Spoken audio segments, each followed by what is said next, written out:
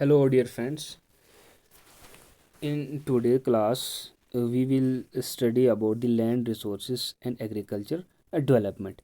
This is important topic, and I have taken these topics from the 12th class NCRT, and that too the second part, which is somehow pertaining to the Indian contest. So this is very important topic. We will analyze it. We will go through this topic in a in a brief way, right? So let's start the topic.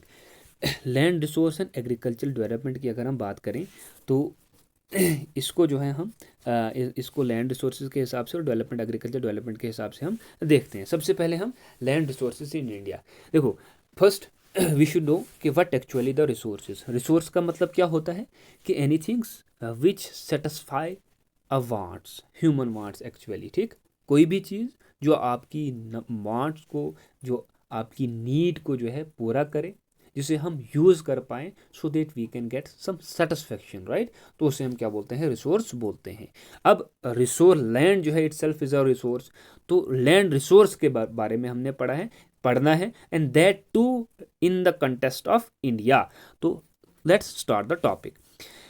ये land जो है एक natural resource है, finite natural resource है, और it is responsible for the agriculture, forestry, settlement, transportation, and industrial development. Everything, whether it is agriculture, forestry, settlement, transportation, and industry, all these sectors are directly and indirectly depend on the land. अगर आपके पास, हमारे पास land होगी, we will be able to produce the crop, we will be able to sow the crops. अगर हमारे पास land होगी so we will be able to grow different types of plants, right. अगर हमारे पास ज़मीन होगी then we will be able to make settlements over the earth surface, right. Good settlements, pucca house, kutcha house, इस किस्म के सेटलमेंट्स हम, ठीक। हमारे पास ज़मीन होगी so we will be able to make roads, railways, transportation के लिए, राइट। और हमारे पास अगर ज़मीन होगी so then we will be able to establish industries. जब इंडस्ट्रीज एस्टेब्लिश होगी that will ensure the industrial development too. So in short land का होना बहुत ज़्यादा ज़रूरी है। These types of sectors are only possible if we have a land, and that land should be good and in a proper way, right? So it was regarding the land resources. अब हम देखते हैं कि land resources का use कैसे हम करते हैं। तो use की अगर हम बात करें तो it is classified into different types. अगर हम लैंड यूज स्टैटिस्टिक या मिनिस्ट्री ऑफ एग्रीकल्चर की बात करें तो इंडिया के अंदर जो है इन्होंने इस लैंड को जो है ब्रॉडली क्लासिफाइड किया है मुख्तलिफ कैटेगराइज के अंदर। So let's see one by one. Net sown area, जहाँ पे आपकी प्रोडक्शन बहुत ज़्यादा होती है, which is good for the producing the crops, right. तो वो आपका जो है अप्रॉक्सीमेटली अगर इसका शेयर की बात करें तो आपका 45% के, मतलब out of 100% we have 45% of net sown area in India. It is a good thing, right. उसके फॉरेस्ट की बात करें तो हमारे पास 23% जो है on an average, right, on an average. लेकिन अगर हम रूरल और अर्बन की बात करें तो ये जो है कहीं ना कहीं इसमें भी बहुत ज़्यादा डिफरेंस देखने को हमें मिलता है। कुछ स्टेट्स की बात करें तो कुछ स्टेट पे बहुत ज़्यादा है, कुछ स्टेट की बात करें तो बहुत ज़्यादा कम है। Land not available for cultivation की बात करें तो 14% ऐसी लैंड है that is barren which is not available for the any type of cultivation in India, right. उसके बाद फॉलो लैंड की बात करते हैं, ग्रेंट और अदर फॉलो की, तो ये आपके पास 8, हमारे पास 8 और 10% के रिगार्डिंग है। परमानेंट पास्चर और ग्रेजिंग लैंड की बात करें तो ये हमारे पास सिर्फ 4% है, राइट। उसके बाद कल्चरेबल वेस्ट लैंड की बात करें तो 5 से 6% कहीं ना कहीं हमारे पास मौजूद है। अब हम देखते हैं कुछ की ऑब्जर्वेशंस। फॉरेस्ट कवर की अगर हम बात करें below the desired 33% as per the national, ठीक, ये जो है कहीं ना कहीं 33% से कम है। और इसको जो है कहीं ना कहीं फिक्स किया था 1988 में, किसने? नेशनल फॉरेस्ट पॉलिसी ने, राइट।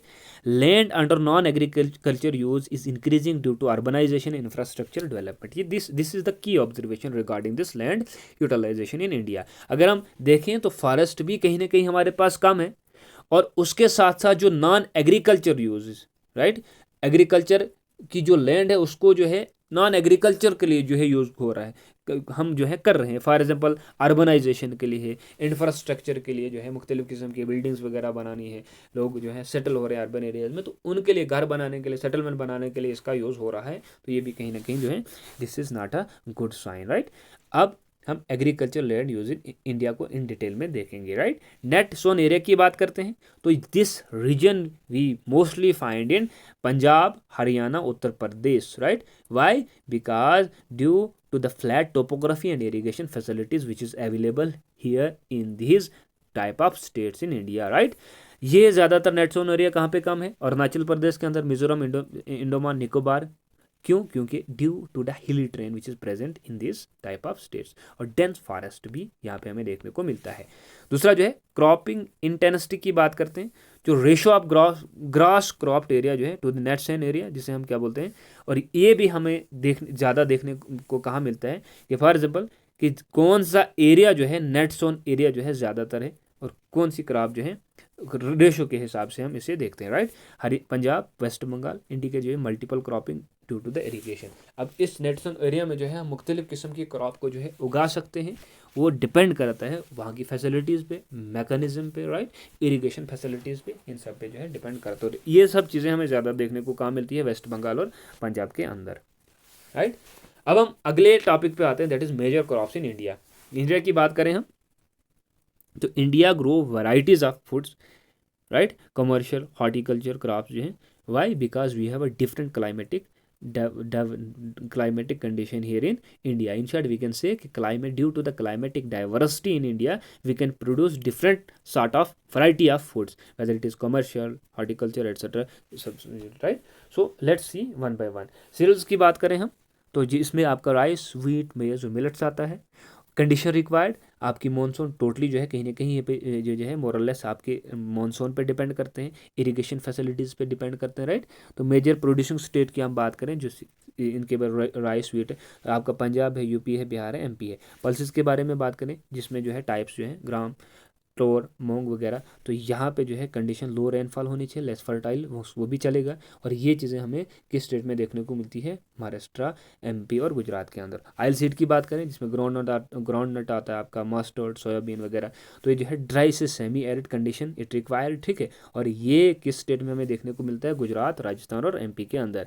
कमर्शियल क्रॉप की बात करें जिसमें आपका कॉटन आता है, शुगर कैन आता है, टी आता है, कॉफ़ी आता है, तो इसके लिए जो कंडीशन रिक्वायर्ड है that is warm climate, soil, water intensive, fertile soil होनी चाहिए, वाटर इंटेंसिव होना चाहिए। तो महाराष्ट्र और तमिलनाडु, कर्नाटका के अंदर ये चीज़ें हमें देखने को मिलती है। उसके बाद हॉर्टिकल्चर की बात करें तो जिसमें आपका फ्रूट्स, वेजिटेबल आता है, स्पाइसेस, राइट, तो ये जो है वेरी करता है, high to low value, right. ये Kerala, Jammu Kashmir, Himachal Pradesh, north east state के अंदर ये हमें देखने को मिलता है। अब हम एग्रीकल्चर डेवलपमेंट इंडिया के बारे में पढ़ते हैं। अगर हम एग्रीकल्चर की बात करें कि किस तरह से जो है how agriculture system in India developed over the period of time, तो इसे हम फेजेस में लेते हैं। सबसे पहले फेज जो है ट्रेडिशनल फेज आता है जो आपका 1960 से पहले आता है, राइट। और यहाँ पे ज़्यादातर लोग जो है सब्सिस्टेंस फार्मिंग का इस्तेमाल करते हैं, वो फार्मिंग जहाँ पे लोग जो है सिर्फ अपने ही लिए चीज़ों को प्रोड्यूस करते हैं without importing it to the other region, to the other country, to the other exporting these thing to the other country or other region etc, right। तो इसे हम क्या बोलते हैं? सब्सिस्टेंस फार्मिंग बोलते हैं। तो यहाँ पे क्रॉप जो है प्रोड्यूस बहुत ज़्यादा कम होती थी, और यहाँ पे जो है लोग ज़्यादातर मानसून पे बहुत ज़्यादा डिपेंड होते थे, इरिगेशन फैसिलिटी उतनी ज़्यादा अवेलेबल नहीं थी। लेकिन जब ग्रीन रिवोल्यूशन आया 1965 से 1985 में, तो यहाँ पे हाई यील्ड वैरायटी सीड्स का जो है इस्तेमाल होने लगा, फर्टिलाइजर का, इरिगेशन का, राइट, ऐसे में। तो और इसके अंदर जो है ज़्यादातर वीट और राइस पे फोकस किया गया, और वो भी जो है हरियाणा, पंजाब और यूपी में ही, वेस्टर्न यूपी में ही जो है ज़्यादा फोकस किया गया as compared to the other region. तो डाइवर्सिफिकेशन की बात करें और मॉडर्न फेज की बात करें तो ये जो है आपका पोस्ट 1985, जहाँ पे आपको हार्टिकल्चर है, लोग हार्टिकल्चर में भी बहुत ज़्यादा काम का, ऑर्गेनिक फार्मिंग को ज़्यादातर अप्लाई कर रहे हैं। एक्सपोर्ट ओरिएंटेड एग्रीकल्चर अप्रोच जो है कहीं ना कहीं मार्केट के अंदर लग चुकी है, राइट। कॉन्ट्रैक्ट फार्मिंग है, प्रिसीजन एग्रीकल्चर है, तो इस किस्म की चीज़ें जो है मॉडर्न और डाइवर्सिफिकेशन फेजेस में हो रही हैं। अब हम प्रॉब्लम्स ऑफ इंडियन एग्रीकल्चर पे आते हैं कि कौन सी प्रॉब्लम जो है जो इंडिया के एग्रीकल्चर को फेस करनी पड़ रही है। सबसे पहले और बड़ी फ्रेगमेंटेड लैंड, छोटी लैंड जो है बहुत ज़्यादा, तो ये जो है इससे आपका जो है प्रोडक्टिविटी जो है कहीं ना कहीं क्या होता है, रिड्यूस हो जाता है। क्योंकि अगर आपके पास बहुत बड़ी लैंड है तो इट विल रिक्वायर मशीन्स वगैरह, राइट। अगर आपके पास छोटी लैंड है तो आपको ज़रूरत नहीं पड़ती है मशीन को खरीदने की, राइट। तो छोटी लैंड है उसमें उतना ज़्यादा प्रोडक्शन नहीं, तो वो प्रॉब्लम हो जाती है। तो this is the main problems before the Indian agriculture system in India. Dependence on monsoon, बहुत ज़्यादा मानसून पे है, राइट। इरीगेशन फैसिलिटीज़ कहीं ना कहीं जो है बहुत ज़्यादा कम है। तो ये जो है rain fed farming still dominated in many region, इस किस्म की अभी भी हिंदुस्तान के अंदर, ठीक है। साइल डिग्रेडेशन की बात करते हैं तो due to the excess and over use of fertilisers, ठीक है, तो उससे जो है आपकी सैलिनिटी, इरोजन वगैरह इंक्रीज हो जाता है। वाटर स्कार्सिटी की बात करें तो ग्राउंड वाटर का सत्यानाश हो रहा है, बहुत ज़्यादा यूज़ जो है पानी यूज़ हो रहा है, ठीक ठीक। लो इरिगेशन एफिशिएंसी, तो ये जो है वाटर स्कार्सिटी की भी प्रॉब्लम आ रही है। Low productivity compare to the global standard की बात करें तो wheats and rice yield, right. Lack of storage and marketing, अब जब वो चीज़ प्रोड्यूस होगी अब उसे कहाँ पे रखना है, किस जगह पे रखना है, पोस्ट हार्वेस्टिंग, तो यहाँ पे भी बहुत ज़्यादा लॉसेज हो जाती है। और जो मिडल पर्सन है, मिडल मैन है, तो वो भी एक्सप्लॉइटेशन बहुत ज़्यादा करते हैं। तो ये भी जो है कहीं ना कहीं एक प्रॉब्लम ही है। इनइक्वलिटी एंड रिसोर्स एक्सेस, ठीक है, जो मार्जिनल फार्मर्स है ये जो है लैक करते हैं क्रेडिट एंड इनपुट, ठीक है। तो ये भी प्रॉब्लम इनइक्वलिटी जो हमें देखने को मिलती है। अब हमारे पास एक कंसेप्ट आता है that is common property resources, वो रिसोर्सेज जिसको सब जो है लोग इकट्ठा जो है मिलके उसका इस्तेमाल करते हैं। वो resources that are accessible to all members of the community और विलेज, सच है। सबसे पहले ग्रेजिंग लैंड, कोई चरागाह है जहाँ पे जो है मवेशी वगैरह जो है चराने के लिए लेते हैं, तो वो आपका, ठीक है।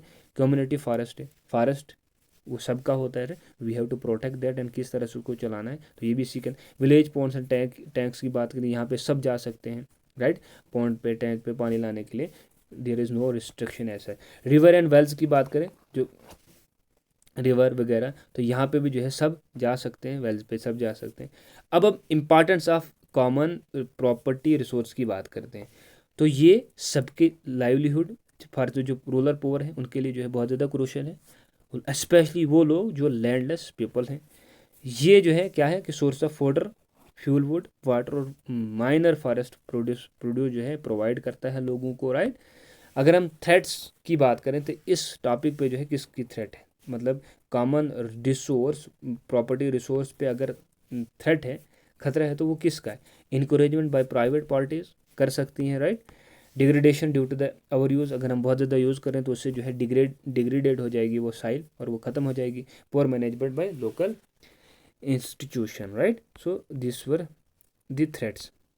अब हम कंजर्वेशन और मेजर की बात करते हैं। अगर हमने किसी चीज़ को बचाना है तो कम्युनिटी का जो है एक मतलब किसी वाटर को बचाना है या फॉरेस्ट वगैरह को बचाना है, तो कम्युनिटी का जो है एक इम्पॉर्टेंट रोल रहता है। Community lead resources management, joint forest management जिसे बोलते हैं, legal protection and village level planning हम कर सकते हैं। पंचायत राज इंस्टीट्यूट जो है बहुत अहम रूल जो है वगैरह इसमें अदा कर सकते हैं, राइट। तो ये कुछ चीज़ें इसके रिगार्डिंग थी। अब हमारे पास sustainable land and agriculture practices की बात आई, राइट। अब अगर हमने सस्टेनेबल लैंड का जो है अच्छी तरह से यूज़ करना है, एग्रीकल्चर की अच्छी प्रैक्टिस करनी है, तो we should follow this type of methods. सबसे पहले कंट्रोल फार्मिंग। कंट्रोल फार्मिंग आपकी जो है स्लोपी एरिया में होती है ताकि हम साइल और इरोजन को क्या कर सकें, बचा सकें। क्रॉप रोटेशन, एक ही क्रॉप जो है हमने जो है बार बार नहीं लगानी बल्कि उसको रोटेट करना है, एक क्रॉप उसके बाद दूसरी, इसके बाद तीसरी। एफॉरेस्ट्री की बात करते हैं, क्रॉप के साथ हमने जो है ट्रीज वगैरह भी लगाने हैं। रेन वाटर हार्वेस्टिंग को भी जो है इंश्योर करना है कि जो भी बारिश का पानी वगैरह जो है आप छतों पे वगैरह पे उसको जमा करके जो है इरीगेशन के लिए उसका इस्तेमाल कर सकते हैं, right. So it was regarding some methods. अब हम की वर्ड जो है एमसीक्यूज़ के लिए देखते हैं, तो वो आपका नेट्स ऑन एरिया जो है cropping intensity, green house, CPRS, rain feed agriculture, जो आपका एग्रीकल्चर वो ज़्यादातर मानसून पे डिपेंड रहता है, और फॉरेस्ट्री हमने देख लिया। सो it was regarding this topic. ये कुछ डायग्राम्स है regarding general land use in India, कितना जो है कहाँ के लिए यूज़ हो रहा है, कितना परसेंट एग्रीकल्चर लैंड यहाँ पे। मेजर क्रॉप ऑफ इंडिया कहाँ कहाँ पे जो है, राइस है, व्हीट है, कॉटन है, मिलेट्स है, राइट। उसके बाद ट्रेडिशनल फेज की बात करें, ग्रीन ग्रीन रेवोल्यूशन की बात करें, मॉडर्न फेज की, we have read all these things in the above discussion. So अब हमारे पास कुछ एमसीक्यूज़ हैं, इनको हम वन बाय वन देखने की कोशिश करेंगे। सबसे पहला एमसीक्यू जो है, which one of the following categories accounts for the largest share in general land, तो उसमें आपका नेट्स ऑन एरिया ही आता है। Which major crops is predominantly grown in north western plain of India. तो वहाँ पे हमने क्या देखा, वीट देखने को हमें ज़्यादातर मिला। मैच द फॉलोइंग पेयर्स, इसमें आपने राइस, कॉटन और वीट को मैच करना है। तो राइस की हम बात करें तो हमें जो है कहाँ पे देखने को मिलता है, बंगाल वगैरह में देखने को मिलता है, राइट। कॉटन की बात करें तो महाराष्ट्र, वीट जो है आपका पंजाब और हरियाणा में। Which of the following is not considered as a problem of agriculture development in the fragmented, ये हमने देखा साइल डिग्रेडेशन इंक्रीजिंग, तो यहाँ पे जो है इंक्रीजिंग मैकेनाइजेशन, ये जो है प्रॉब्लम नहीं है बल्कि solution. What does follow land mean in the context of land use, ठीक है। तो जो लैंड लेफ्ट की जाती है अनकल्टिवेटेड फॉर रीगेनिंग फर्टिलिटी, वो लैंड कल्टीवेशन के बाद उसे छोड़ दिया जाता है ताकि इसको जो 1 या 2 या 3 साल के बाद जो है ये इसमें फिर फर्टिलिटी जो इंक्रीज होगी उसे हम क्या बोलते हैं, फॉलन लैंड बोलते हैं, राइट। उसके बाद which phase is Indian characterize by the introduction of, यहाँ पे हमने देखा था ग्रीन रेवोल्यूशन में ये चीज़ें हमें यहाँ पे मैसर हुई थी। What is the main objective of the land use planning, ठीक है, ताकि इंश्योर किए कि ऑप्टिमल यूटिलाइजेशन ऑफ लैंड हो, रिसोर्स का हो, राइट। इसका यही मकसद था। कॉमन प्रॉपर्टी रिसोर्स, इसमें क्या होता है, ग्रेजिंग लैंड एंड पॉन्ड्स, हम देख प्राइवेट एग्रीकल्चर नहीं, पर्सनल वेल्स एंड पॉप, ये नहीं, गवर्नमेंट ऑफिस नहीं, बल्कि ग्रेजिंग लैंड एंड पॉन्ड्स हमने देखा। Which of the following crop requires hot and humid climate and stagnant water for growth, वो हमने राइस में ही देखा। Which of the following is a major environmental consequences of sustainable agriculture development, वो आपका ground water depletion है, right. So it was regarding this topic. I hope आपको इस टॉपिक से जो है चीज़ें समझ आई होंगी।